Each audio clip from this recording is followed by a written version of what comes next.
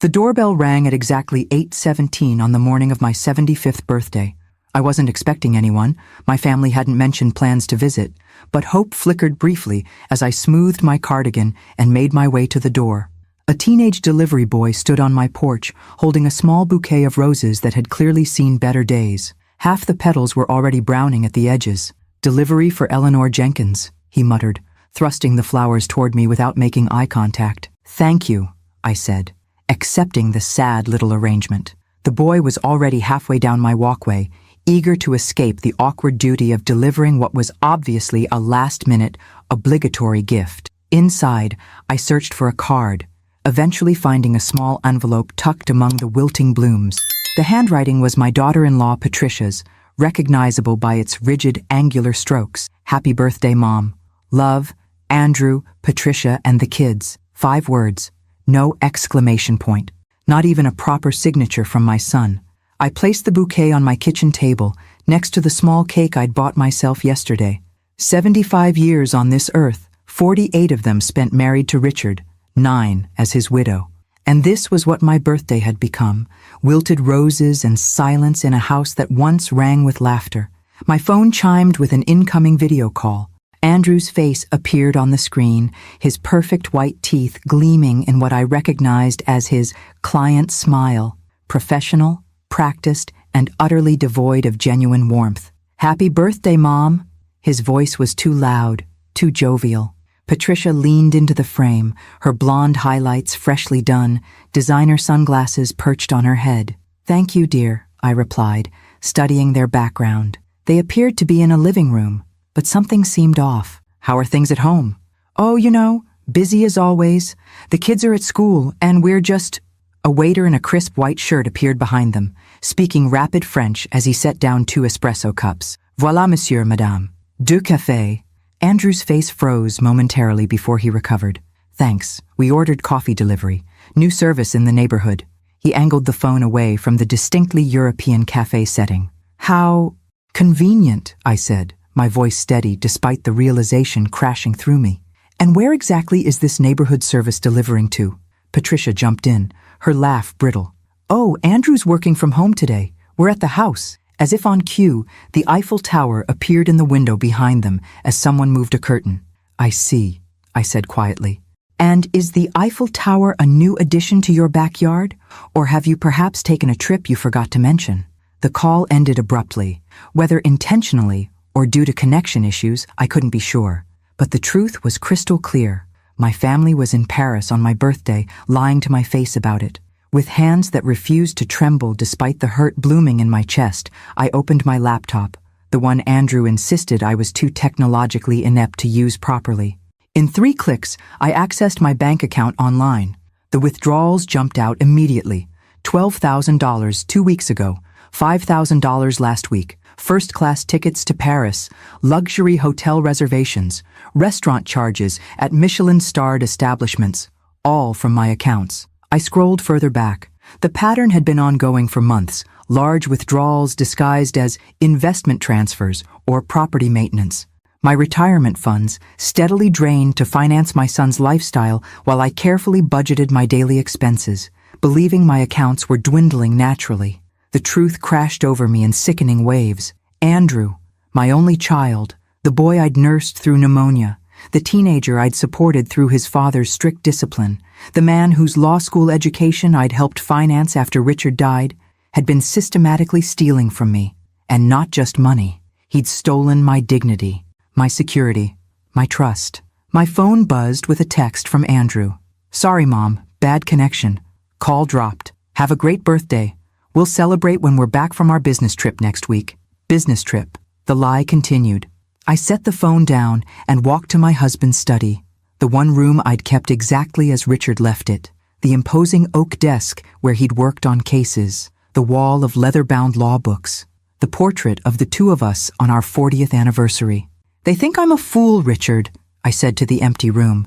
"Our son thinks I'm a doddering old woman who won't notice being robbed blind." I ran my fingers along the spines of Richard's books, first editions of legal classics, some worth thousands. Books Andrew had dismissed as dusty old things when he'd suggested selling the house. Behind the complete set of Justice Holmes's opinions, I found what I was looking for, the small key Richard had given me before his death.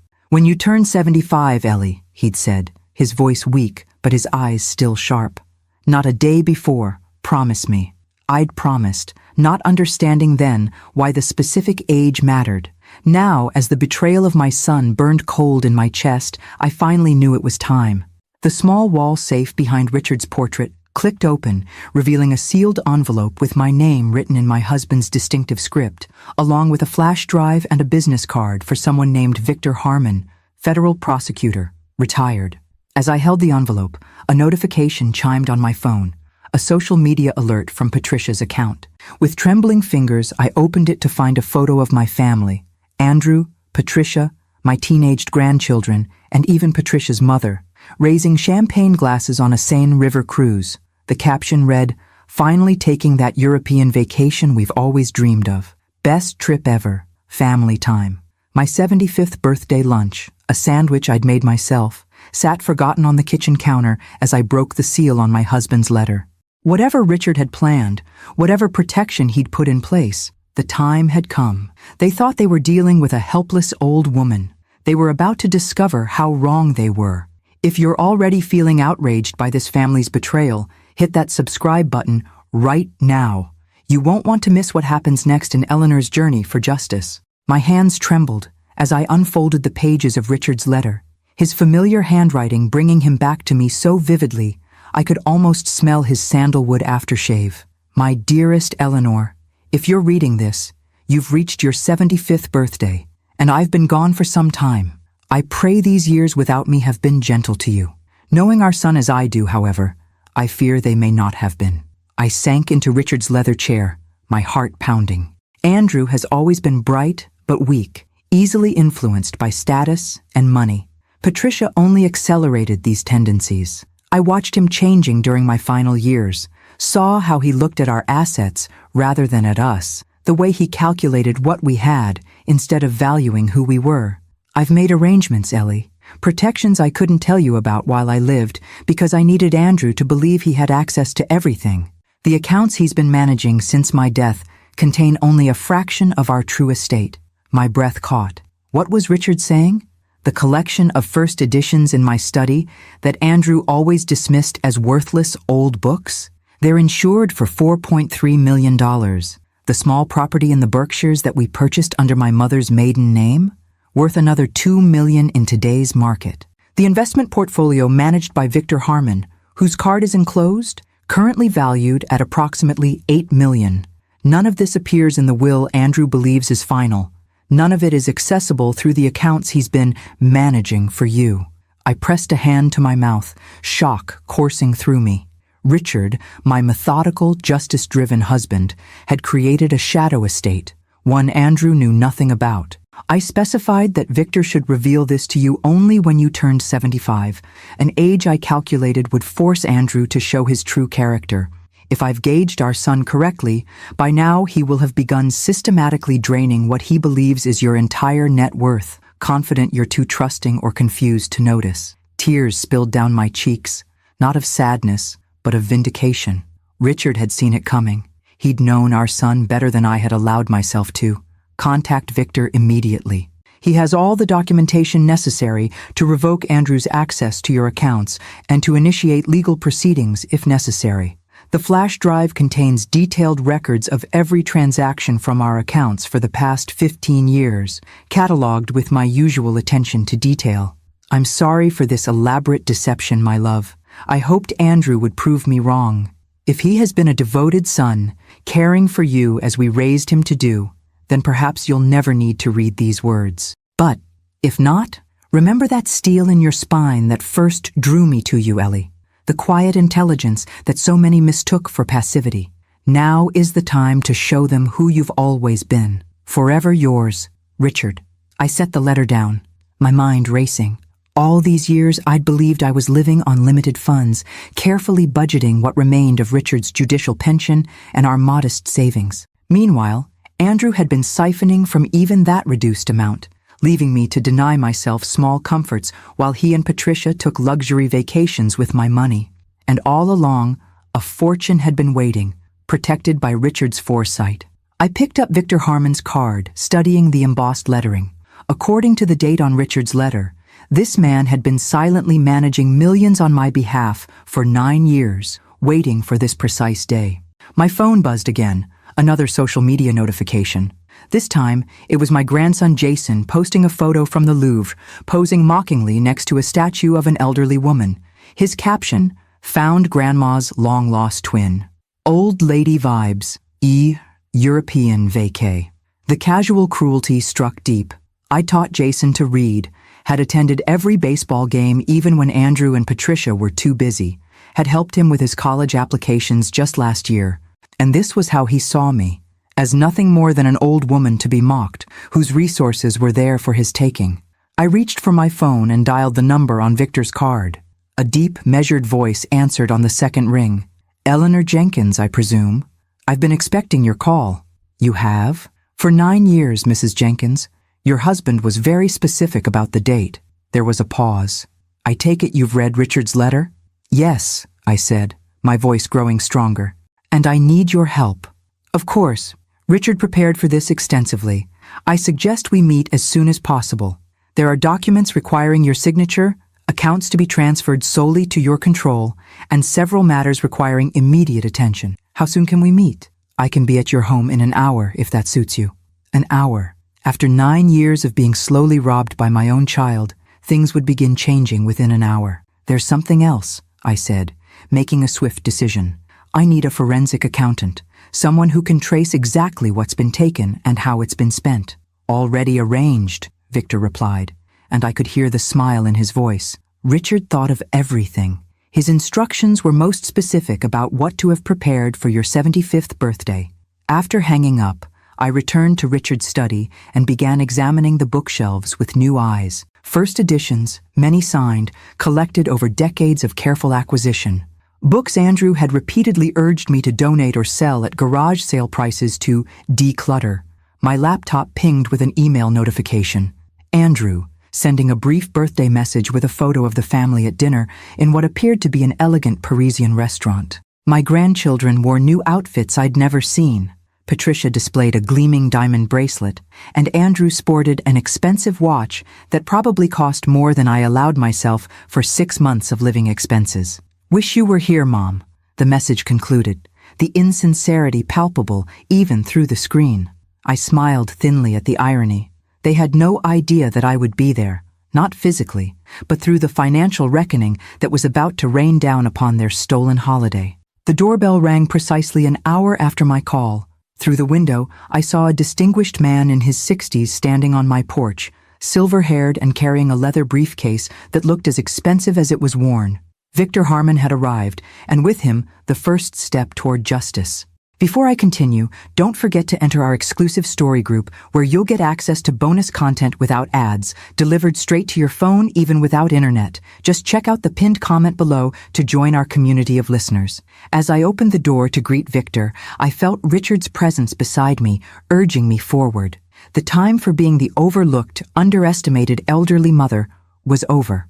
Eleanor Jenkins, librarian, curator, judge's wife, and evidently millionaire, was about to show her family exactly who they had been stealing from. "Your husband was a remarkable man, Mrs. Jenkins." Victor Harmon spread documents across my dining room table with practiced precision. His legal mind was unparalleled, but it was his insight into human nature that truly set him apart. I studied the papers before me. Account statements, property deeds, investment portfolios, tangible proof of Richard's elaborate safeguards. "He anticipated everything," I murmured, tracing my finger over a trust document dated 2 weeks before Richard's death. "Even how Andrew would react once given access to what he thought was our entire estate." Victor nodded gravely. "Judge Jenkins contacted me 11 years ago with concerns about your son's financial behavior. He'd noticed small discrepancies, insignificant amounts being diverted from accounts Andrew had begun helping with. The betrayal had started even before Richard died. The knowledge settled like ice in my stomach. The judge was extremely methodical," Victor continued. "He began transferring assets to sheltered accounts, creating the trust under my management, and documenting every suspicious transaction." He tapped a folder. The evidence is extensive and damning. My throat tightened. My own son. I'm afraid the financial abuse of elderly parents is distressingly common, Mrs. Jenkins.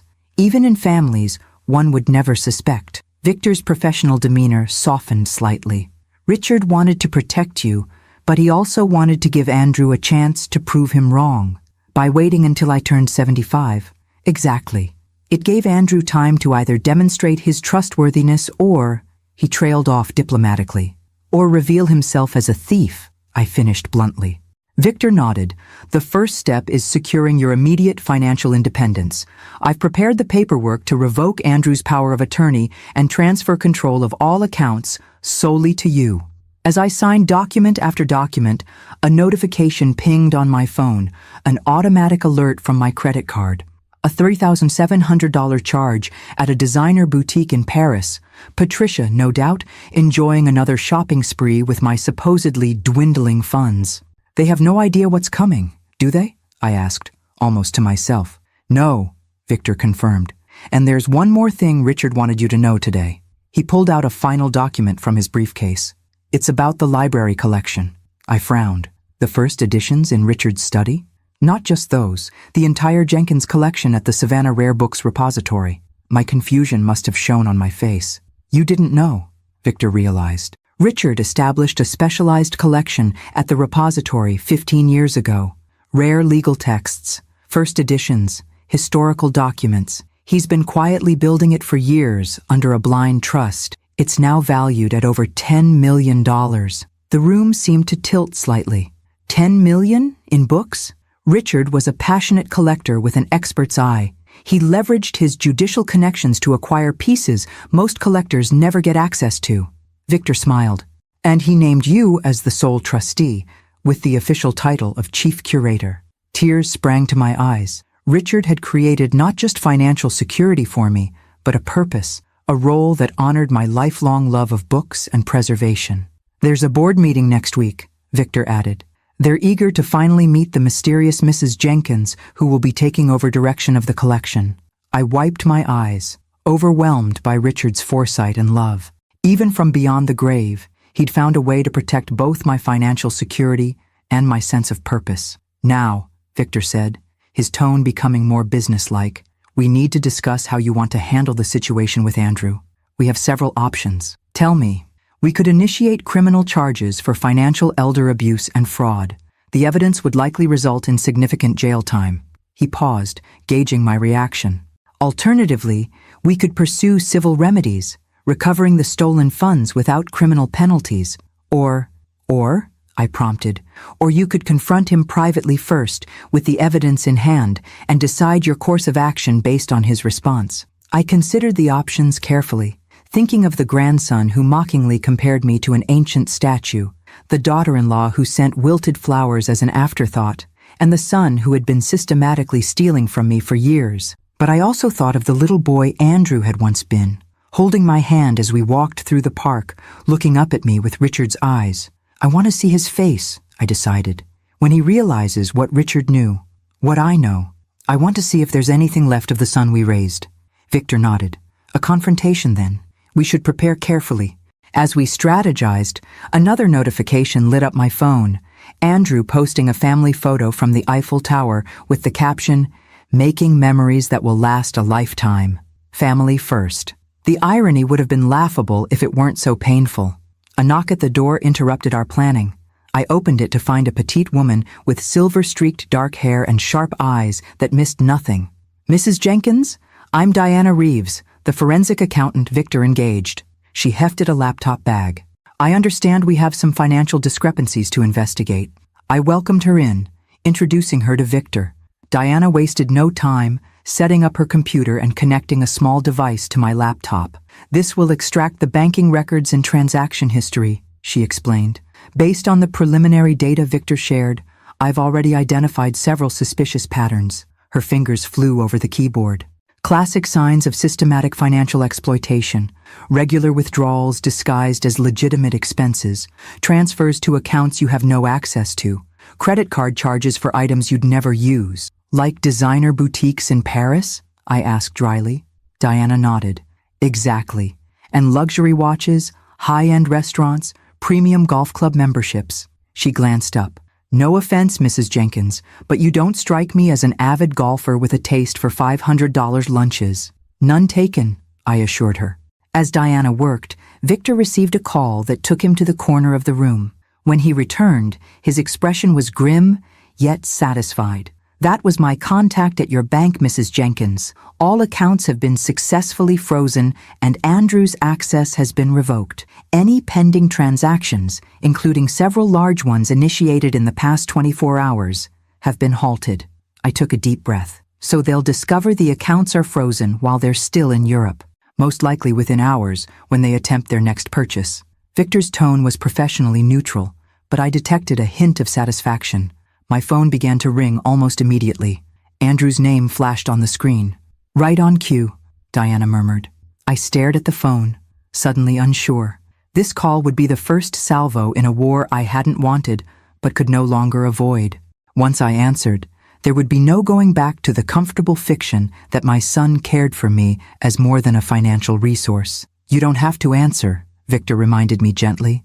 The phone continued to ring, insistent and demanding, just like Andrew himself. I straightened my shoulders, feeling that steel in my spine Richard had mentioned. 75 years had taught me something about courage, about standing up for myself. It was time to put those lessons to use. Oh, I'm going to answer, I said, reaching for the phone. But not quite yet. Let's let him stew a little longer, shall we?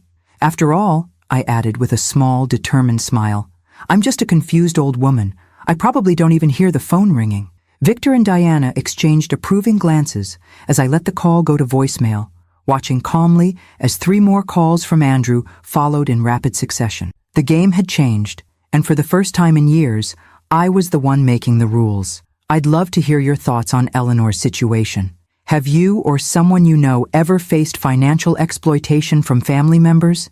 Share your experiences in the comments below, and don't forget to like this video if you're enjoying Eleanor's journey to justice. After 6 missed calls, I decided it was time. I nodded to Victor, who positioned himself beside me, ready to document the conversation. Diana continued working, but glanced up, giving me an encouraging smile.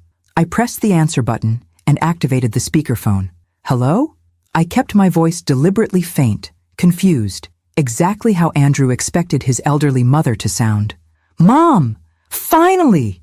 Andrew's voice blasted through the speaker, tension vibrating in every syllable. There's something wrong with the accounts. The cards are being declined, all of them. Oh dear, I murmured. That sounds serious. It is serious. He was nearly shouting now. We're in. He caught himself. I'm trying to handle some important transactions, and nothing's going through. The bank says the accounts are frozen. Frozen, I repeated, infusing my tone with helpless bewilderment. Why would they be frozen? That's what I'm asking you. His control was slipping. Did you go to the bank? Did you talk to anyone about our finances? Our finances. The possessive pronoun hung in the air, audacious in its presumption. Well, I said slowly, now that you mention it, I did speak with someone today. A very helpful gentleman about some paperwork that needed my signature. What paperwork? Andrew's voice sharpened with alarm. Who was this person? He said his name was Victor. Victor Harmon. I glanced at Victor, who was recording the call, his expression impassive. He knew Richard. The silence that followed was so profound, I could hear street noises from Paris in the background. Victor Harmon, Andrew finally repeated, his voice oddly flat. Did he say what he wanted? Oh, something about a trust Richard set up, and accounts I didn't know about. I paused, deliberately. And a collection of books worth millions. Isn't that remarkable, Andrew? Books that you've been telling me to get rid of for years.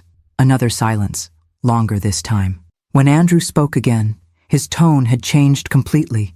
Gentler, persuasive, the voice he used when trying to convince me to sign documents without reading them. Mom, listen to me carefully. This man Harmon, he's not who he claims to be. Dad never mentioned him to me, which means he's likely a con artist targeting vulnerable seniors. Victor raised an eyebrow, but remained silent. Is that so? I kept my voice mild. Absolutely. These scammers are sophisticated. They research families, learn personal details, then swoop in with elaborate stories to gain trust. Andrew was warming to his narrative now. You need to call the bank immediately and restore my access. I'll fly home right away and sort this out. Fly home? I feigned confusion. From where, dear? I thought you were at the house. The momentary hesitation told me he'd forgotten his own lie. I had to make an emergency business trip. Look, that's not important right now. What matters is protecting you from this Harmon person. And the accounts? The ones that are frozen? Once my access is restored, I'll make sure everything is secure. His voice softened further, taking on the patronizing tone I'd grown to hate. You know you don't understand financial matters, Mom. That's why Dad put me in charge of everything. Did he? I let a hint of steel enter my voice. Is that what Richard did, Andrew? Put you in charge of me? Something in my tone must have alerted him. Mom, what's going on? Who's there with you? As it happens, Victor Harmon is still here, along with Diana Reeves, a forensic accountant who's been tracking every penny you've stolen from me over the past 9 years. The sharp intake of breath was audible even through the phone's speaker. Mom, you're confused. No, Andrew. For the first time in years, I'm seeing with perfect clarity. I straightened in my chair, abandoning the frail old lady act entirely. Did you enjoy the Louvre today? And Patricia's shopping spree at Chanel? The charges came through just before Victor froze the accounts. This is absurd. You're clearly being manipulated by these people. These people, as you call them, were appointed by your father. Richard saw what you were becoming. He anticipated every move you'd make. Andrew's voice turned cold. Whatever you think you know, I know exactly how much you've taken, I interrupted. $347,000 over the past 9 years, according to Diana's preliminary analysis. Money transferred from accounts you had fiduciary responsibility for. That's not just immoral, Andrew. It's criminal. You can't prove anything. Diana looked up from her computer and nodded firmly. Oh yes, we could. Every transaction is documented, I informed him. Every penny traced. Richard was methodical that way, a trait you clearly failed to inherit. Patricia's mother needs medical treatments, he said suddenly, shifting tactics. The kids' college funds, business setbacks. You have no idea what pressures we're under. Pressures that justify luxury vacations, designer shopping sprees, lies about where you are on my birthday. My voice hardened. Where is my granddaughter right now, Andrew? Is Emily with you in Paris? The guilty silence confirmed what I'd suspected. Emily, my quietest grandchild, the bookish one who still visited me regularly, wasn't in the social media photos. They'd left her behind while stealing my money to fund their European adventure. Emily had summer courses, he finally muttered. She couldn't get away. Or perhaps she'd refused to participate in the charade. Here's what happens now, I said, my voice steady with newfound authority. You will no longer have access to any of my accounts. The power of attorney you've abused has been revoked. When you return from the vacation my retirement paid for, we will meet with Victor and Diana to discuss restitution options. Restitution? He sounded genuinely shocked. You can't be serious. We're family. Yes, we are, which makes your betrayal all the more reprehensible. I paused, allowing the weight of the moment to settle. Enjoy the remainder of your trip, Andrew. I suggest you book a cheaper hotel. Your credit limit has been significantly reduced. Mom, wait. I ended the call, my hand trembling slightly despite my resolute tone. 9 years of manipulation, of careful conditioning, to make me doubt myself, to make me feel dependent, all unraveling in a single conversation. Well done, Mrs. Jenkins, Victor said quietly. Diana nodded in agreement. That was impressive. Most victims of financial exploitation struggle to confront their abusers so directly. I'm not most victims, I replied, surprising myself with the conviction in my voice. And I'm no longer a victim at all. My phone immediately began ringing again. Andrew, then Patricia, then Andrew once more. I silenced it and turned to my new allies. What happens next? Victor consulted his notes. The accounts are secured. I've engaged a security service to monitor your home while Andrew is away. Tomorrow, we meet with the directors of the Jenkins collection to formalize your role. As for legal proceedings against your son, that decision can wait, I said firmly. First, I want to see my granddaughter Emily. Diana looked up from her computer. According to these records, she's attending summer literature courses at Savannah College. Campus is just 20 minutes from here. I nodded, a plan forming. Perfect. I think it's time Emily learned about her literary inheritance, don't you? The Jenkins collection will need a successor curator eventually. As Victor made arrangements for tomorrow's meetings, I found myself drawn back to Richard's study, to the books Andrew had dismissed as worthless. I ran my fingers along their spines, feeling their significance anew, not just as valuable objects, but as symbols of Richard's foresight and love. My phone pinged with a text from an unknown number. "Grandma, it's Emily. Dad's calling everyone frantically. Are you okay? Can I see you?" The first genuine concern anyone in my family had shown on my birthday. Perhaps not everything was lost after all. "Yes, dear," I replied. "I'm more than okay, and we have so much to talk about." The knock on my door came at precisely 7 that evening, 3 gentle raps that I recognized immediately as Emily's. Unlike her brother's impatient pounding or her parents' authoritative knocking, Emily's touch had always been tentative, considerate. I opened the door to find my granddaughter standing on the porch, her dark hair swept into a messy bun, glasses slightly askew, and an oversized canvas bag slung over her shoulder, likely filled with books, as always. "Grandma!" she breathed, relief washing over her face. "You're really okay." "Of course I am," I assured her, opening my arms. She stepped into my embrace, holding me tightly. "Happy birthday," she whispered. "I'm so sorry I didn't come earlier. I was in the library all day and didn't see Dad's texts until an hour ago." I ushered her inside, noting the shadows under her eyes and the tension in her shoulders. "You've been caught in the middle of something, haven't you?" Emily sighed, placing her bag on the floor with the care of someone who treasures its contents. "Dad called me 6 times. He sounds frantic. Something about accounts being frozen and you being taken advantage of." She looked at me directly. "But that's not what's happening, is it?" "No," I confirmed, guiding her to the living room where tea awaited. Quite the opposite, in fact. As we settled on the sofa, I studied my granddaughter's face, so like Richard's, with the same thoughtful eyes and determined chin. Of all my grandchildren, Emily had inherited not just his features, but his character, his integrity, his love of books, his quiet passion for justice. "They're in Paris," she said suddenly. "All of them.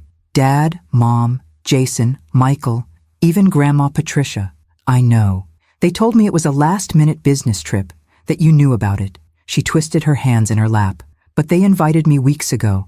I said no because I knew it was your birthday, and I couldn't understand why they'd plan a trip now." I felt a rush of warmth toward this thoughtful young woman. "You didn't want to miss my birthday." "Of course not." Emily looked puzzled that it would even be a question. "But then Jason posted those photos from the Louvre, and I realized they'd been planning this for months. They lied to me, and they abandoned you on your birthday." Her voice cracked slightly. "Using your money, apparently, from what Dad was saying." I poured the tea, giving myself a moment to decide how much to share. Emily was 21, an adult, but still caught between loyalty to her parents and her own sense of right and wrong. "Your father has been managing my finances since Grandpa died," I began carefully. "Today, I discovered he's been systematically diverting funds for his own use for years. The European vacation is just the latest example." Emily's face fell. "I was afraid it was something like that.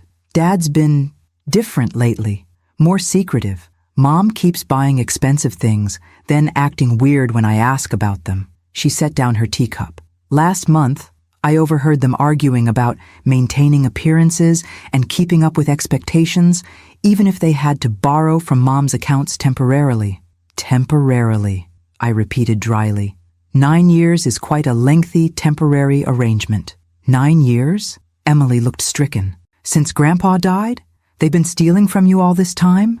I nodded, then decided Emily deserved the full truth. "What your father doesn't know, what he discovered today when the accounts were frozen, is that your grandfather anticipated this. He created a separate estate, much larger than what Andrew thought existed, and arranged for it to be revealed to me on my 75th birthday." Emily's eyes widened.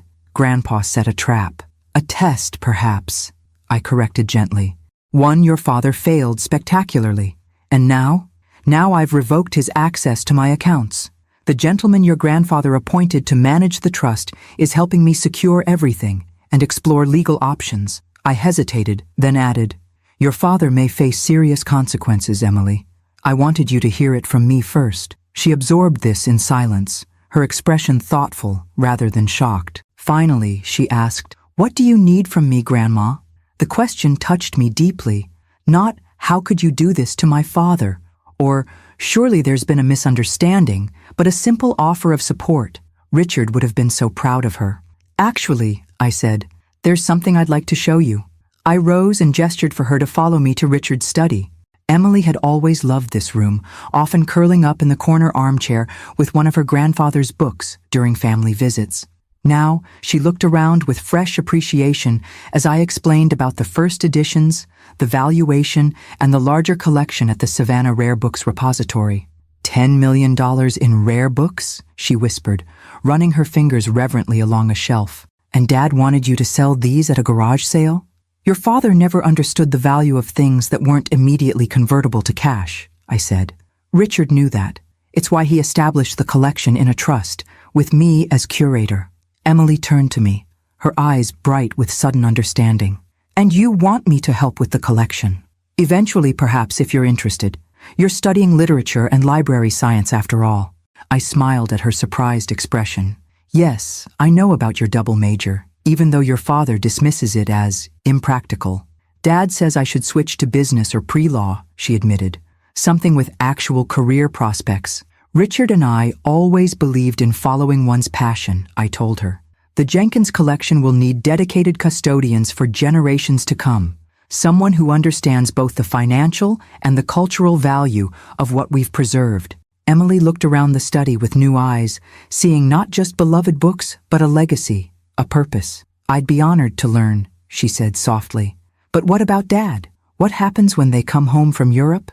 I sighed, the weight of that inevitable confrontation settling on my shoulders. That remains to be seen. Much depends on how your father responds when he returns, whether he shows any genuine remorse, any understanding of the damage he's done. He'll be angry, Emily warned. And Mom will be worse. I'm prepared for that. I straightened, feeling that core of strength Richard had always seen in me. I'm done being the convenient ATM, the silent grandmother who doesn't question when her retirement funds vanish while her family vacations without her. Emily impulsively hugged me. I'm so sorry they did this to you, Grandma. I should have realized something was wrong. You're the only one who remembered my birthday without prompting, I reminded her, returning the embrace. And you chose to stay behind rather than participate in their deception. That matters, Emily. We spent the next hour discussing the rare books collection and the upcoming meeting with the repository board. Emily's knowledge impressed me. She'd clearly been studying preservation and cataloging techniques that would be valuable for the collection's future. As she prepared to leave, her phone buzzed repeatedly. Andrew again, no doubt growing more desperate with each hour the accounts remained frozen. I don't know what to say to him, she admitted, staring at the screen. You don't have to say anything right now, I assured her. This situation is between your father and me. You're not responsible for his actions or for fixing the consequences. Emily nodded gratefully, then reached into her canvas bag. I almost forgot. I brought you something. She handed me a carefully wrapped package. Happy birthday, Grandma. Inside was a beautifully bound edition of Jane Austen's collected works. Not a rare first edition, but a thoughtfully chosen gift from a granddaughter who knew her grandmother's tastes. It's perfect, I said, genuinely touched. Thank you, Emily. After she left, I returned to Richard's study, placing Emily's gift on his desk. You were right about her, Richard, I said to the empty room. She has your integrity, your love of learning. Andrew may have disappointed us, but Emily gives me hope. My phone chimed with another text from Andrew, his 10th since our confrontation call. This is a terrible misunderstanding. Patricia and I are cutting the trip short. We'll be home in 2 days to sort everything out. Please don't do anything rash before we talk. I smiled at his choice of words. Rash would be describing my actions after a lifetime of careful deliberation. Rash would be allowing this exploitation to continue one day longer. No, what I was doing wasn't rash at all. It was long overdue. I texted Emily to confirm our meeting at the repository tomorrow, then prepared for bed, setting out clothes for my first day as official curator of the Jenkins collection. After decades of putting everyone else's needs before my own, it was time to step into the role Richard had crafted so carefully for me, not just as guardian of his financial legacy, but as steward of something far more valuable: knowledge, history, culture. Andrew and Patricia would return in 2 days, expecting to find a confused old woman easily manipulated back into compliance. Instead, they would meet Eleanor Jenkins, curator and trustee, a woman reclaiming her power after years of calculated diminishment. Let them come. I was finally ready. The Savannah Rare Books Repository was housed in a stately Georgian building downtown, its red brick exterior giving little indication of the treasures within. As Victor escorted Emily and me through the imposing oak doors, I felt a strange mixture of anticipation and trepidation. This collection, worth millions, curated secretly by Richard for years, had been waiting for me all this time. Mrs. Jenkins, what an honor to finally meet you. The repository's director, Dr. Harriet Simmons, greeted us warmly. Judge Jenkins spoke of you often during our acquisitions meetings. Acquisitions meetings? I repeated, surprised. Richard came here regularly? At least monthly for 15 years, Dr. Simmons confirmed. He had an exceptional eye for rare legal texts and first editions. The Jenkins collection is one of our crown jewels. She led us through security doors into a climate-controlled room where display cases held illuminated manuscripts and leather-bound volumes. At the entrance, a discreet brass plaque read, "The Richard and Eleanor Jenkins Collection of Rare Legal and Literary Works." My name. He'd included my name all along. "This way, please, Dr." Simmons guided us to a mahogany door marked Private Collection. "The board is waiting to meet you." Inside, 8 people rose as we entered. Distinguished academics and collectors who had apparently been working with Richard for years on a collection I'd known nothing about. They greeted me with respect, bordering on reverence, shaking my hand and expressing condolences for Richard's passing, as if it had happened recently, not 9 years ago. "We've maintained everything according to the judge's specifications," explained an elderly gentleman who introduced himself as the board treasurer. "Waiting for the day you would assume your role as chief curator." "My 75th birthday," I murmured, the significance of the date finally clear. Richard hadn't just been protecting our assets from Andrew. He'd been preparing a purpose for me, a reason to stay engaged with the world after he was gone. "Exactly," Dr. Simmons confirmed. The judge was quite specific. The collection would remain under interim management until you turned 75, at which point full curatorial control would transfer to you. "But I'm not a rare books expert," I protested. Dr. Simmons smiled. "The judge said you'd say that. He also said you were being modest. You have a master's degree in library science, Mrs. Jenkins. You managed the university's special collections department for 15 years before retiring." "That was decades ago," I said, though I felt a flush of pleasure that Richard had remembered my early career with such pride. After our children were born, I'd stepped back to part-time cataloging work, eventually leaving the field entirely to support Richard's judicial career. "Knowledge like yours doesn't disappear," Dr. Simmons assured me, and the judge established a substantial operational fund to provide whatever expert assistance you might need. As the meeting progressed, I learned the full scope of what Richard had created, not just a valuable collection, but an educational foundation that sponsored research fellowships, preservation initiatives, and public programming around rare books and legal history. Emily sat beside me, absorbing everything with shining eyes. When Dr. Simmons mentioned the collection's need for a long-term succession plan, she glanced meaningfully at my granddaughter. "The judge mentioned your granddaughter Emily might someday be interested in carrying on the family legacy," she noted. "We'd be delighted to establish an internship if that appeals to you, young lady." Emily's face lit up.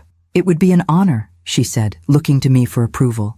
I nodded, my heart full. While Andrew had been systematically stealing my retirement funds, Richard had been building this, a meaningful legacy for both of us, and potentially for Emily as well. After the board meeting, Dr. Simmons gave us a private tour of the collection's highlights: rare first editions of legal precedents, signed copies of famous judicial opinions, literary works that had influenced legal thought throughout history. "And this," she said, stopping before a glass case in the center of the main room, "is the collection's centerpiece." Inside lay a small, leather-bound volume that looked unremarkable until I read the display card. First printing of Common Sense by Thomas Paine, 1776, inscribed by John Adams to Alexander Hamilton. "This is," I breathed, unable to find adequate words, Worth approximately $2 million, Dr. Simmons confirmed. Judge Jenkins acquired it at auction 7 years ago, outbidding several major museums. After he died, I whispered, stunned by the revelation. Dr. Simmons nodded. The judge established autonomous purchasing authority for the collections trust with instructions that certain acquisitions should proceed even after his passing. He was building something meant to last generations, Mrs. Jenkins. Emily pressed closer to the glass, her expression reverent. Grandpa bought this knowing he'd never see it in the collection? The judge had remarkable foresight, Dr. Simmons said, and faith in those he left behind. She glanced at me with a knowing smile. He said his Eleanor would understand the value of patience, of planning for a future beyond one's own lifetime. As we completed the tour, Victor rejoined us, having spent the morning with the repository's legal team, finalizing the transfer of curatorial authority. Everything is in order, Mrs. Jenkins, he reported. The board has formally acknowledged you as chief curator, with full discretionary control over acquisitions, programming, and staffing. Including internships? I asked, glancing at Emily. Absolutely. The operational endowment includes funds specifically designated for educational initiatives and succession planning. He handed me a folder. These documents outline your authorities and responsibilities. The annual budget is quite generous. I opened the folder to find a figure that made me blink in surprise. This is the annual budget? Just for operations? The judge believed cultural preservation deserved proper funding, Victor said with a small smile. The acquisition budget is separate and substantially larger. As we prepared to leave, Dr. Simmons handed me a small box. The judge left this for you, to be delivered when you assumed your role as curator. Inside was a key, antique brass, clearly symbolic rather than functional. Attached was a note in Richard's handwriting, for Eleanor, who always held the key to everything that mattered. The collection is yours now, as it always has been in spirit. Use it wisely, my love. Tears pricked my eyes as I clutched this final gift from my husband. All these years, while I'd thought I was merely surviving his absence, Richard had been quietly ensuring I would eventually thrive. Outside the repository, Emily hugged me impulsively. Grandma, this is incredible! The collection, the internship opportunity. It's like Grandpa planned the perfect future for both of us. He always did think ahead, I said, smiling through my tears. My phone buzzed with yet another text from Andrew. More urgent now, more demanding. Our return flight lands tomorrow at 2 p.m. We need to meet immediately to fix this disaster. I've spoken with our family attorney, their family attorney, not mine, never mine. Dad again? Emily asked, noticing my expression. Yes, they're coming home tomorrow. I straightened my shoulders, feeling newly fortified by the morning's revelations. They expect to find me confused, apologetic, and ready to restore their access to my accounts. But instead, Emily said with a small, fierce smile so like Richard's, they'll find the chief curator of the Jenkins collection. Exactly. I tucked the brass key into my purse, a tangible reminder of Richard's faith in me. I think it's time we prepare for their return, don't you? Victor, could you arrange a meeting at my home tomorrow evening? With Diana present to discuss the financial documentation? Of course, Mrs. Jenkins. Victor made a note in his calendar. Would you like me to have legal counsel present as well? I considered this carefully. Yes, but not confrontational counsel. Someone measured, reasonable. This is about establishing boundaries and consequences, not burning bridges entirely. Despite everything, Andrew was still my son. His children, especially Emily, were precious to me. If there was a path forward that didn't involve criminal charges, I wanted to find it. Richard, I thought, would have wanted that too. Justice tempered with mercy when possible. Emily, will you join us tomorrow? I asked my granddaughter. She hesitated. You mean, be there when Dad and Mom return? When they find out about everything? Only if you're comfortable, I assured her. This isn't your battle. Emily squared her shoulders in a gesture so reminiscent of Richard that it made my heart ache. I'll be there, Grandma. You shouldn't face them alone.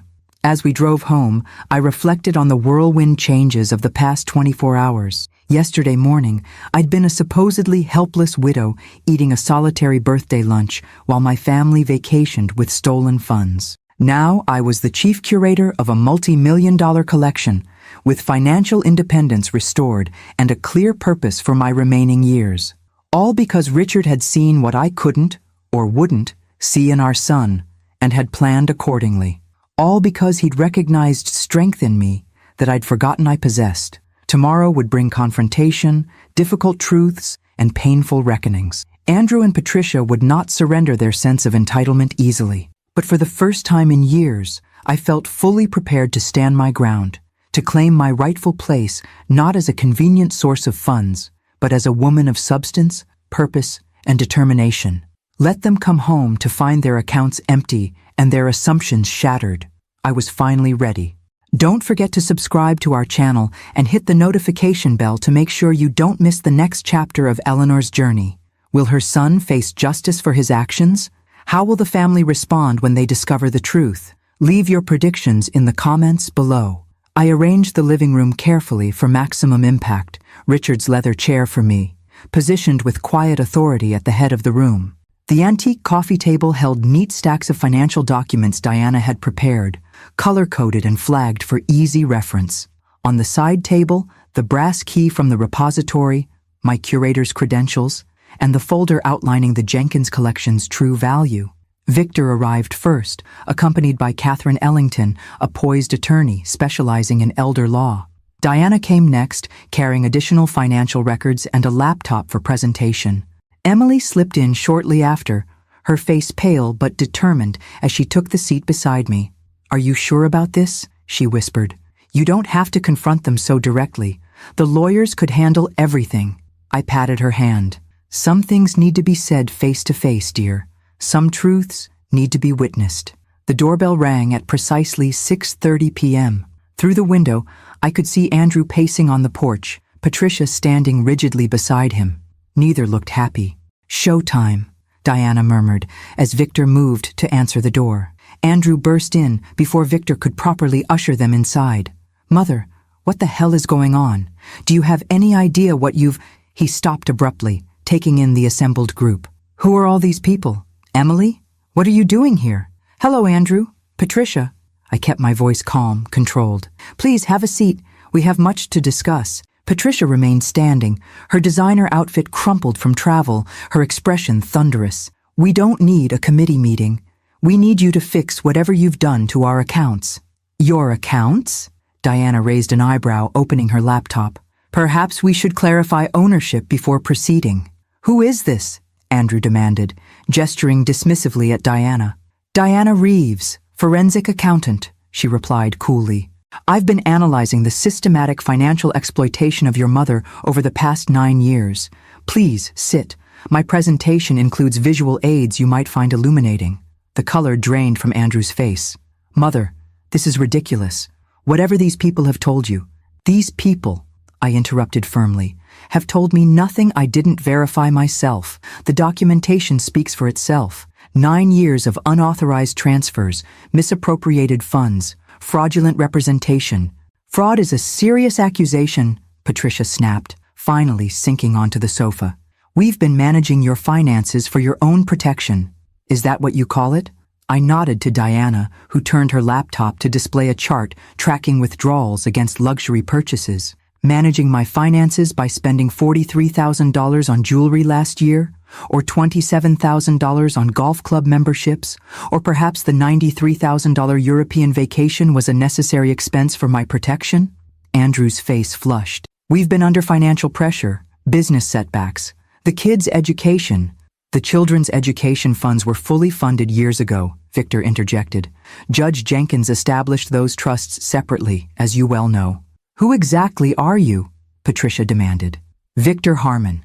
I've managed the Jenkins Trust for the past 15 years at Judge Jenkins' request." Andrew's expression shifted from defiance to confusion. "What Jenkins Trust? Dad's estate was settled years ago." "The visible portion?" "Yes." I leaned forward. "Your father anticipated this situation, Andrew. He saw what you were becoming, what you'd already begun to do even while he was alive. That's absurd." But uncertainty crept into his voice. Catherine Ellington spoke for the first time, her tone professionally detached. "Judge Jenkins established a separate trust containing the bulk of his assets, designated to remain under Mr. Harmon's management until Mrs. Jenkins's 75th birthday." She slid documents across the table. These records confirm the judge's concerns about potential financial exploitation were well-founded. Andrew stared at the papers without touching them. This can't be legal.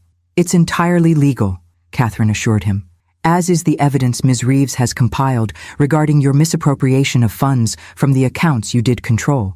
That evidence could support criminal charges for financial elder abuse, fraud, and theft. Patricia gasped. Criminal charges? Over family finances? Eleanor, you can't be serious. I've never been more serious, I replied, meeting her gaze steadily. You've stolen over $340,000 from me, used my retirement to fund your luxuries, and left me to eat a sandwich alone on my birthday while you toured Paris with my money. Emily shifted beside me, her voice quiet but firm. I saw the social media posts, Dad. You were all there. You, Mom, Jason, Michael, even Grandma Patricia. Everyone except me, because I refused to lie about where you were going. Andrew turned to his daughter, desperation creeping into his expression. Emily, you don't understand. This is a family matter that's being blown completely out of proportion. I understand perfectly, Emily replied. I understand that you've been stealing from Grandma for years, that you left her alone on her birthday, that you lied to everyone, including me. Patricia's careful composure cracked slightly. We didn't steal anything. We were managing Eleanor's money for her own good. She has no idea about finances. Richard always handled everything. Did he? I removed Richard's letter from the folder and read aloud. Remember that steel in your spine that first drew me to you, Ellie. The quiet intelligence that so many mistook for passivity. I looked up. Your father never saw me as helpless, Andrew. That was a fiction you created to justify your actions. Andrew ran a hand through his hair, a gesture of frustration I remembered from his childhood. This is insane. Dad would never have gone behind my back to set up some secret trust. And yet he did, Victor confirmed. The judge was extremely thorough in his preparations. He documented his concerns, established the trust with ironclad legal protections, and arranged for everything to be revealed to Mrs. Jenkins at precisely the right moment. The moment when you showed your true character, I added quietly. Andrew stared at me, naked calculation replacing his initial shock. So there's more money. Fine. That's actually good news for all of us, isn't it? We can sort out this misunderstanding and move forward as a family. His assumption, that after everything he would still have access to these newly revealed assets, left me momentarily speechless. Diana cleared her throat. Perhaps this would be a good time to discuss the restitution plan. Restitution? Patricia echoed incredulously. For the misappropriated funds, Diana clarified. We've prepared several options, ranging from structured repayment to liquidation of assets. Of course, these civil remedies would be in lieu of criminal charges, should Mrs. Jenkins choose that route. The reality of their situation finally seemed to dawn on Andrew and Patricia. This wasn't a misunderstanding to be smoothed over. This was accountability with real consequences. You can't be serious, Andrew said, his voice hollow. We're your family. Yes, you are, which made your betrayal all the more painful. I straightened in Richard's chair, feeling his presence supporting me. Here's what happens now. You will sign the restitution agreement Catherine has prepared, committing to repay every dollar you've taken. You will relinquish any claim to managing my finances or accessing my accounts. And you will acknowledge, in writing, what you've done. Or what? Patricia challenged, though her voice lacked conviction. Or I'll file criminal charges, I said simply. The evidence is comprehensive and irrefutable. Financial elder abuse carries significant penalties in Georgia, including potential prison time. The silence that followed was deafening. Mom, Andrew finally said, a note of pleading entering his voice for the first time. We're still your family, despite everything. Surely there's a better way forward than legal agreements and threats. I agree, I said, surprising him. A better way would have been honesty, respect, and genuine care for my well-being. That option was always available to you, Andrew. For 9 years, you chose differently. Emily spoke up unexpectedly. Grandma has offered you a path that keeps you out of prison, Dad. That's more generous than most people would be in her position. Andrew turned to his daughter with a look of betrayal. You're taking her side? I'm taking the side of truth, Emily replied steadily, and basic human decency. Catherine slid the restitution agreement across the table. You have 24 hours to review and sign this document. After that, Mrs. Jenkins will pursue alternative remedies. Andrew stared at the document without touching it. And if we sign? What then? Then we attempt to rebuild some form of relationship if possible, I said, my voice softening slightly. With clear boundaries and expectations. I don't want to lose my family, Andrew. But I won't be exploited by them either. Patricia stood abruptly. This is extortion. We need to speak with our own attorneys before signing anything. By all means, Catherine said smoothly, though I should mention that my firm has already prepared a criminal complaint, ready to file if necessary. The 24-hour window is firm. As Andrew and Patricia moved toward the door, I called after them. One more thing. They paused, turning back reluctantly. I've been appointed chief curator of the Jenkins collection at the Savannah Rare Books Repository. The position comes with significant responsibilities that will keep me quite busy. Emily has accepted an internship there as well.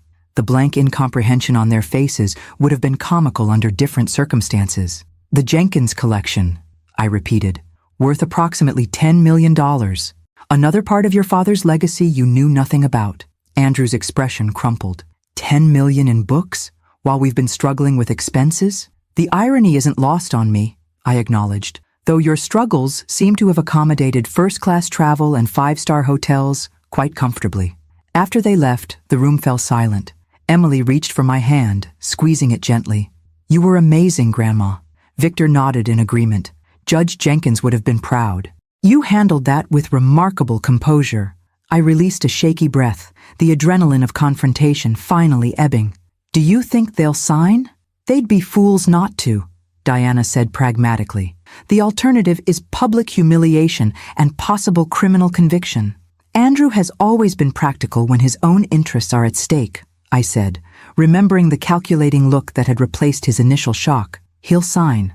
As our legal team packed up their materials, I found myself drawn once again to Richard's study. The room felt different now, not a shrine to the past, but a bridge to the future he had so carefully laid out for me. You saw it all coming, didn't you? I murmured to his portrait. The exploitation, the lies, even my eventual need for purpose beyond family obligations. Emily appeared in the doorway. Grandma? Are you okay? I smiled at my granddaughter, this unexpected ally who represented hope for the next generation. I'm better than okay, dear. For the first time in years, I feel fully alive. What happens tomorrow? After they sign? We begin again, I said simply, with truth as our foundation this time. It won't be easy, but nothing worthwhile ever is. Emily nodded thoughtfully. Grandpa used to say that, about things worth having being worth fighting for. He was right about so many things. I touched the brass key from the repository, this tangible symbol of Richard's faith in me. Now, shall we review those catalog records for your internship? The Jenkins collection won't curate itself, after all. 1 year later, I stood in the grand hall of the Savannah Rare Books Repository, surveying the elegant space transformed for tonight's gala. Crystal chandeliers cast a warm glow over displays of literary treasures. White-gloved attendants offered champagne to distinguished guests. Academics, collectors, and Savannah's cultural elite. At the center of it all, the newly expanded Jenkins collection, now including recent acquisitions I'd personally selected. Grandma, the mayor just arrived. Emily appeared at my elbow, resplendent in a midnight blue gown, her curator's badge gleaming. And Dr. Simmons wants to confirm you're ready for the dedication ceremony. Tell her I'll be right there. I smoothed my own gown, emerald silk that had cost more than I would have dreamed of spending a year ago, back when I was budgeting every penny while my son drained my accounts. So much had changed since my 75th birthday. Mrs. Jenkins, you've outdone yourself. Victor Harmon approached, looking distinguished in his tuxedo. The repository board is beyond pleased with the collection's expansion under your curatorship. Richard laid the groundwork, I said modestly. I'm merely building on his vision. You've done far more than that, Victor countered. The educational initiatives, the fellowship program, the digital preservation project, all your innovations. The judge would be immensely proud. My gaze drifted to the far corner of the room, where Andrew stood with Patricia, both looking uncomfortable in formal attire. They'd signed the restitution agreement exactly 1 year ago today, avoiding criminal charges, but committing to structured repayment of every dollar they'd taken. The past year hadn't been easy for them. Andrew's law practice had suffered when rumors of his financial misconduct circulated. Patricia had been forced to downsize her social commitments as their finances contracted. The European vacation had become a distant memory as they faced the reality of living within legitimate means. "Are you ready to speak with them?" Victor asked, following my gaze. "As ready as I'll ever be," I replied. Our relationship had been cautiously rebuilding. Stilted family dinners, carefully neutral conversations, gradual steps toward something resembling respect, if not the easy trust we'd once shared. Andrew had met every restitution payment deadline, though I suspected Patricia resented each one bitterly.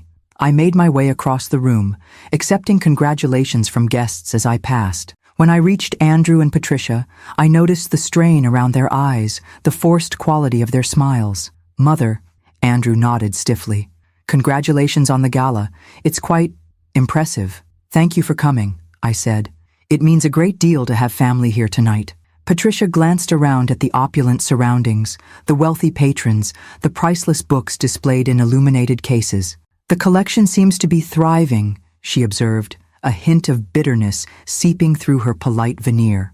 "It is," I confirmed. "The new acquisitions have attracted significant scholarly attention." Andrew shifted uncomfortably. "Emily seems to be taking to her role here." I followed his gaze to where my granddaughter was confidently explaining a rare manuscript to an enthralled group of donors. "She has a natural talent for it.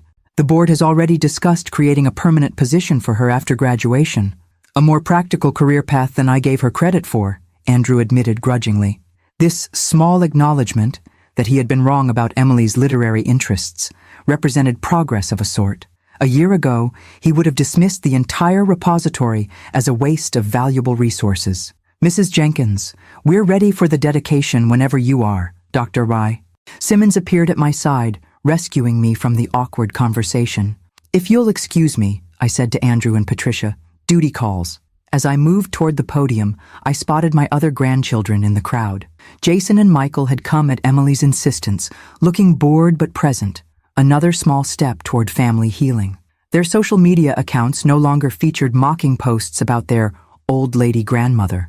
Whether from newfound respect or simple self-preservation, I couldn't be sure, but I chose to view it as progress. The crowd quieted as I took my place at the podium, the brass key from Richard's gift hanging from a chain around my neck, both accessory and symbol. "Distinguished guests, colleagues, friends," I began, my voice steady and clear. 1 year ago today, the Jenkins collection entered a new chapter when I assumed the role of chief curator. Tonight, we celebrate not just the expansion of our holdings, but the broader mission Judge Richard Jenkins envisioned when he established this collection 15 years ago. As I spoke about preservation, education, and cultural heritage, I saw genuine interest in the faces before me, respect for my knowledge and vision, not the patronizing tolerance Andrew had shown toward his confused mother for so many years. In honor of this anniversary, I am pleased to announce the establishment of the Jenkins Fellowship for Literary Preservation, I continued. This annual grant will support emerging scholars in rare book conservation and digital humanities, ensuring that literary treasures remain accessible for generations to come. Applause rippled through the room. From the corner of my eye, I saw Andrew's expression shift from detached politeness to genuine surprise. He hadn't expected this, hadn't anticipated that I would be creating new legacies rather than simply managing the old ones. "The fellowship's initial endowment comes from funds recovered over the past year," I added, meeting Andrew's gaze directly. "Transformed from personal loss into public benefit, from exploitation into education, from betrayal into legacy." A hush fell over the crowd, most unaware of the personal significance behind my words. But Andrew knew, Patricia knew, and from their expressions, they finally understood the magnitude of what they had nearly destroyed. Not just money, but meaning, purpose, impact. After the ceremony, as guests mingled and admired the collection, Emily joined me in a quiet corner. "That was perfect, Grandma," she said, squeezing my hand. "Especially the part about transformation." "It felt right," I admitted, "to acknowledge where the fellowship funding came from, even if only our family understands the reference." "Dad looked like he'd been hit by a truck," Emily observed with a hint of satisfaction. I think it finally sank in. What he took from you wasn't just money. It was dignity, purpose. And now both have been restored, I said softly, with interest. As the evening drew to a close, Andrew approached me alone, Patricia having retreated to speak with acquaintances across the room. Mother, He hesitated, uncharacteristically uncertain. The fellowship is an impressive initiative. Thank you. Using the restitution money that way? He struggled visibly with what he wanted to say. It's not what I expected. What did you expect, Andrew? I asked, genuinely curious. He shrugged uncomfortably. I don't know. That you'd spend it on yourself, travel, luxury items, the things we spent it on, I suppose. That was never who I was, I said gently, which is something you might have remembered had you seen me as a person rather than a resource. His face flushed with shame, a reaction I hadn't seen from him since childhood. I'm beginning to understand that. It wasn't an apology, not explicitly, but it was an acknowledgement, and perhaps that was enough for now. Your final restitution payment is due next month, I reminded him. After that, our financial entanglement will be concluded. And then? He asked, an edge of uncertainty in his voice. And then we continue rebuilding our relationship as mother and son, as family. I straightened my shoulders. With clear boundaries and mutual respect, if you're willing. He nodded slowly, a glimpse of the sun I remembered showing through the facade he'd maintained for so long. I'd like that. As guests departed, and the repository staff began the careful work of returning priceless volumes to their secure storage, I found myself alone in the main gallery. The space felt sacred somehow, not just because of the valuable books it contained, but because of what it represented. Richard's foresight, my renewal, Emily's future. I touched the brass key at my neck, thinking of all it had unlocked, not just the collection, but my own dormant strength, the quiet power Richard had always seen in me, even when I'd forgotten it was there. You were right, Richard, I whispered to the empty room, about everything. From being abandoned on my 75th birthday to presiding over a prestigious cultural institution 1 year later, the journey had been unexpected, painful, and ultimately transformative. They had traveled to Europe using my retirement money, leaving me to eat lunch alone on my birthday. But Richard had prepared for exactly this betrayal, setting in motion a sequence of revelations that would not only protect me financially, but provide purpose for my remaining years. As I gathered my things to leave, Emily appeared in the doorway. Ready, Grandma? The car's waiting. Yes, I smiled, taking one last look at the collection. My collection now, in every sense. I'm ready. Outside, the warm savannah night welcomed us, stars bright in the clear sky. As our car pulled away from the repository, I felt Richard's presence beside me, not as a ghost from the past, but as a partner in creating this unexpected future. They had underestimated me, dismissed me, exploited me, but in doing so, they had inadvertently set me free. At 76, I wasn't merely surviving my later years, I was defining them, on my own terms, with purpose, dignity, and the quiet strength that had been within me all along. Epilogue. 5 years have passed since that transformative 75th birthday. The Jenkins collection has grown into one of the most respected rare book repositories in the Southeast. Emily, now the associate curator, is being groomed to eventually take my place, though at 81, I show no signs of slowing down. Andrew and I have reached a fragile peace, built on his gradual acceptance of boundaries and my willingness to forgive without forgetting. Patricia remains coolly cordial, though I suspect she still resents the lifestyle adjustments forced by the restitution payments. My grandsons visit occasionally, with genuine interest replacing their former condescension. The Jenkins Fellowship has supported 12 promising scholars, their work expanding our understanding of literary preservation in the digital age. Each time I read their research updates, I think of Richard, how he would have delighted in this legacy that extends far beyond our family. Last month, I received an unexpected letter from the National Book Foundation, nominating me for a Lifetime Achievement Award in Preservation and Education. The ceremony will be held on my 82nd birthday, a fitting symmetry that brings my journey full circle. When I stand at that podium to accept the award, I will wear Richard's key around my neck and carry with me the wisdom of these extraordinary years. That age is not an ending, but a transformation. That betrayal, painful as it is, can sometimes be the doorway to unexpected purpose, and that it's never too late to reclaim your power, your dignity, and your right to define your own story. They left me alone on my 75th birthday, never imagining that their betrayal would unlock the most meaningful chapter of my life, a chapter entirely of my own writing. Before I go, I want to thank you for joining me on this journey. If you found inspiration in Eleanor's story of resilience and reinvention, please hit the like button, subscribe to our channel, and share with someone who might need to hear that it's never too late to reclaim your power. Let me know in the comments, what would you have done in Eleanor's situation?